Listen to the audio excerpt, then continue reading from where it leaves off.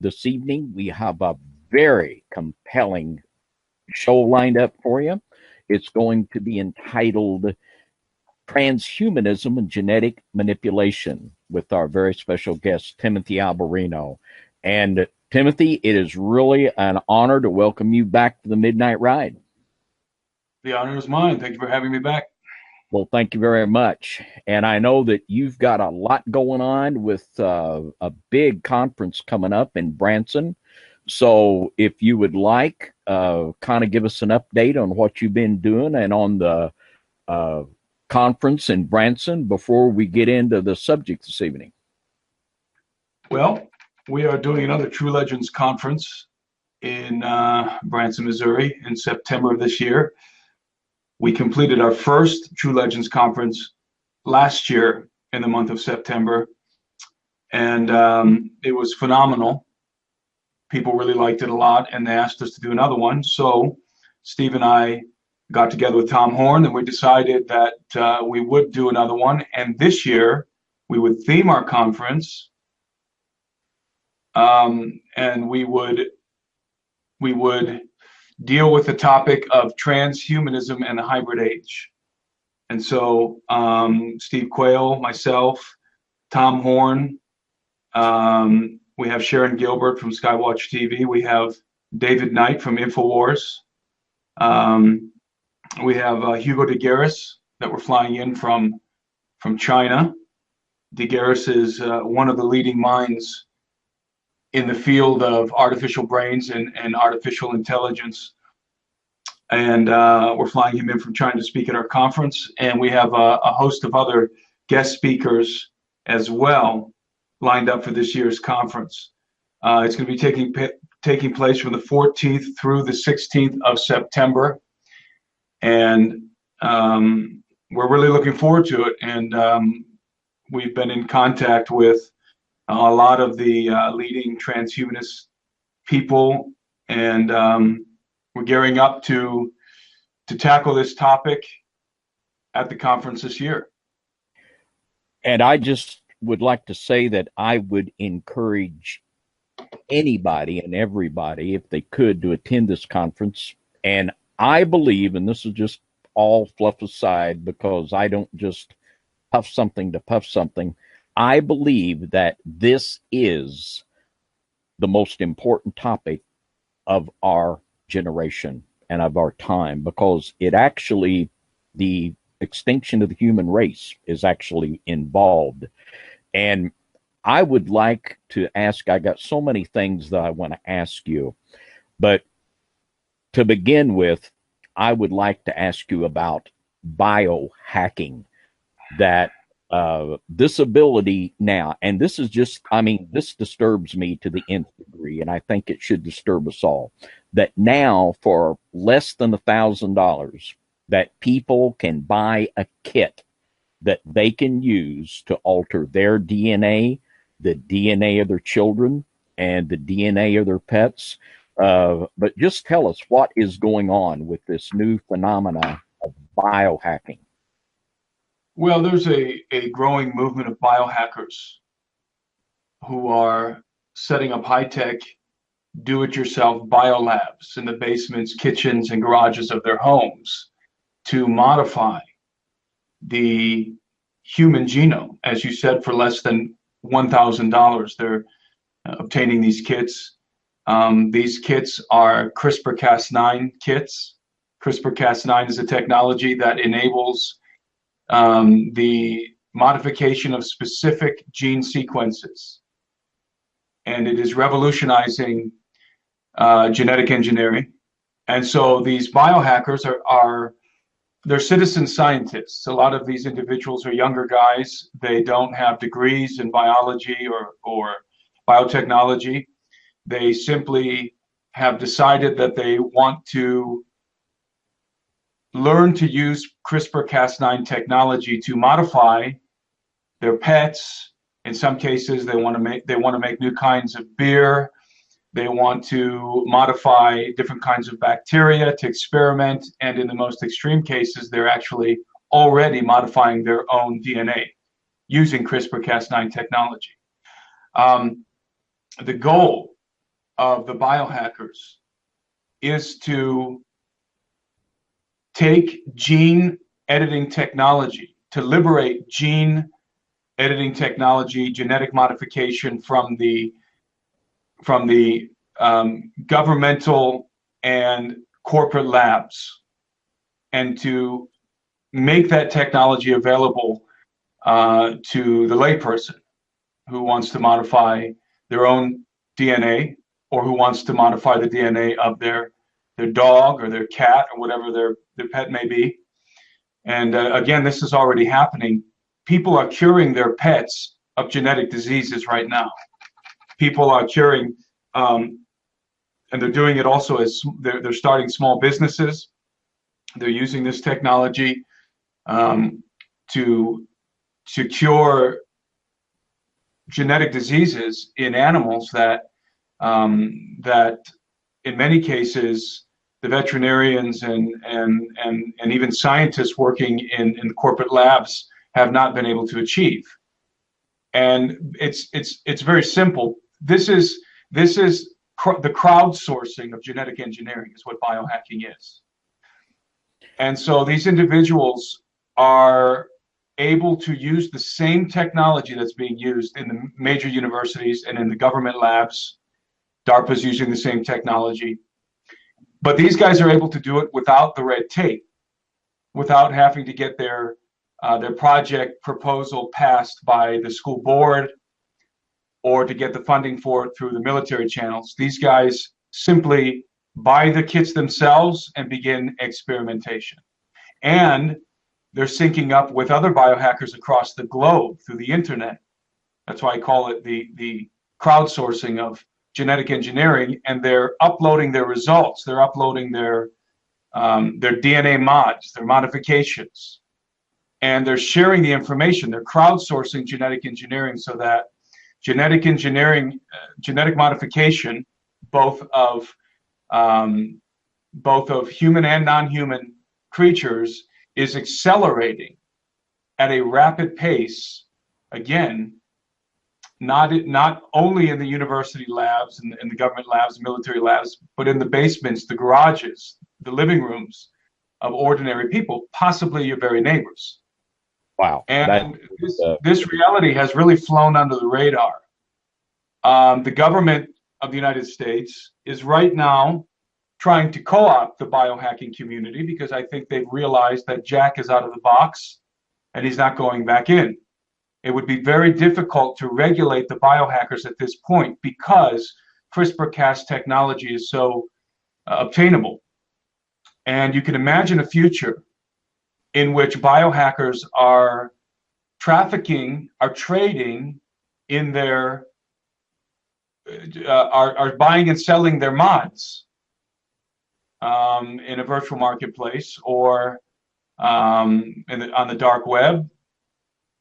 And in fact, I would suggest that this is already beginning to take place. Some of these individuals have already modified, for example, the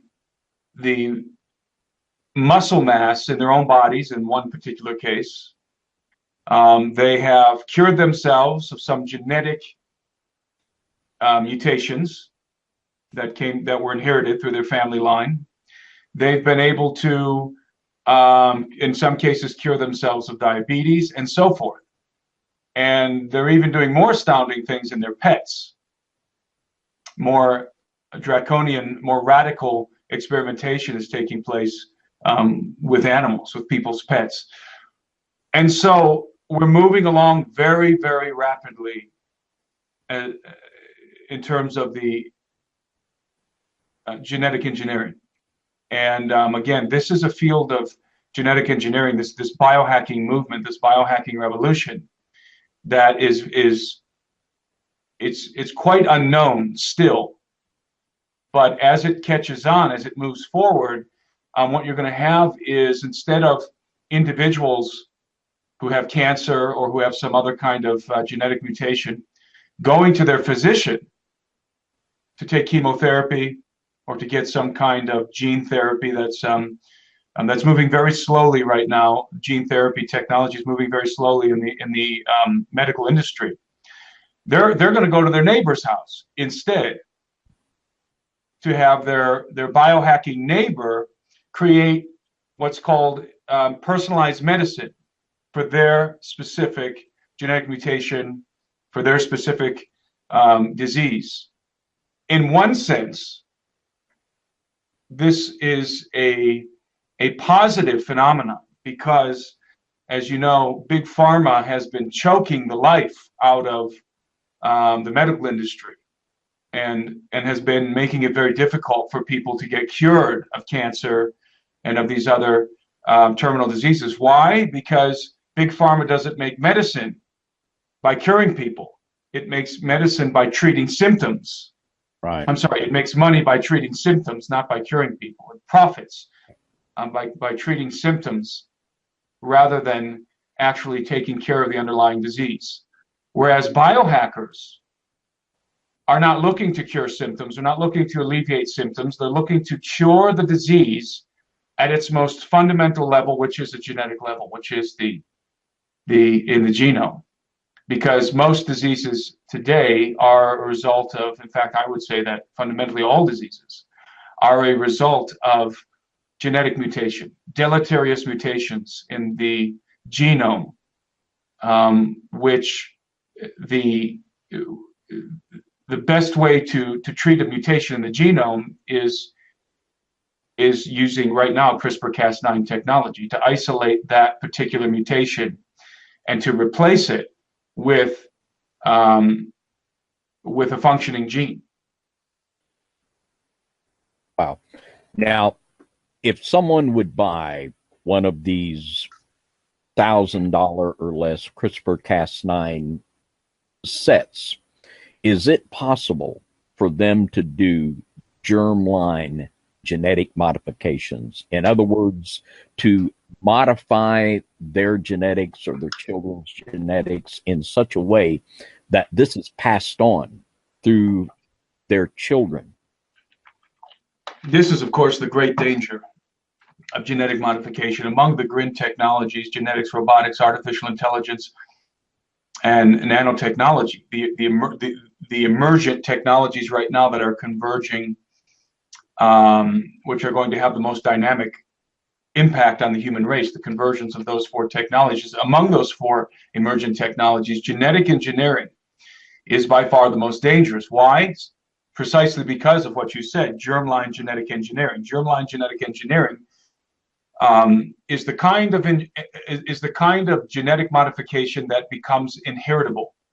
In other words, if you make a genetic change on the embryonic level, that genetic change, that modification can then be inherited by subsequent generations. Now, regardless of what the function of that modification is, it can be something positive. You can eradicate a very common mutation that leads to Alzheimer's, for example. Or it could be something deleterious. You could have a genetic modification that makes people more inclined to be subservient to the government, as an example. It affects the brain in such a way that it creates passivity and subservience. That kind of a genetic modification could also be made to be inheritable through germline genetic engineering and could affect an entire generation in a very short period of time. Could effectively, germline genetic engineering, through the power of germline genetic engineering, we could modify the entire human race in the span of a couple of generations through procreation, if enough people were exposed to that modification. And so we're entering exceedingly dangerous territory.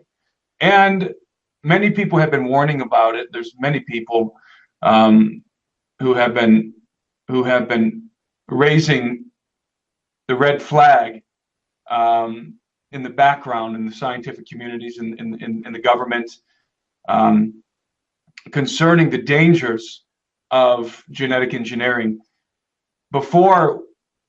In the past decade, in the last 10 years, we've been tinkering with genetic engineering. We've been we've been trying to understand how the genome works, trying to understand, trying to map the genome to have an understanding of what genes control what functions. Well, we have a long way to go in understanding the totality of the function of the genome, but we're far enough along at this point to be able to make some very drastic modifications. I mean, we can right now, we have the technology right now to modify an embryo and select the color of a baby's eyes, the tone of his skin, the color of his hair, the texture of his hair, his or her hair, the gender. We can, gender's a different thing. Gender's, we can do that. We could do that a long time ago. But in terms of the genetic traits, those phenotypic traits can now be modified. Unquestionably can be modified. So the stage is already set for designer babies. So what we have developing right now is a consumer market. It's underground right now. It hasn't, we haven't really been exposed to it yet.